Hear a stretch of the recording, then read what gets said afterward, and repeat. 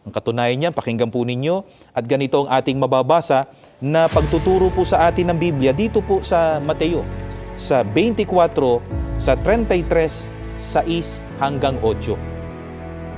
Gayon din naman kayo, pagka nangakita ninyo ang lahat ng mga bagay na ito, ay talastasin ninyo na siya'y malapit na, nasa mga pintuan na, at mga kakarinig kayo ng mga digmaan at mga alingaw-ngaw ng mga digmaan.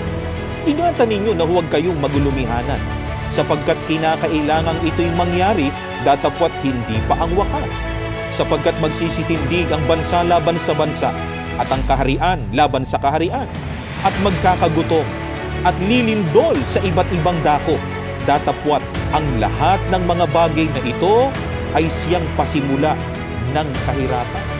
Mga kaibigan, hindi po pala mahirap malaman kung malayo pa o malapit na ang ikalawang pagparito ng ating Panginoong Kristo, sapagkat may ibinigay po siyang mga palatandaang magaganap muna at masasaksihan ng mga tao.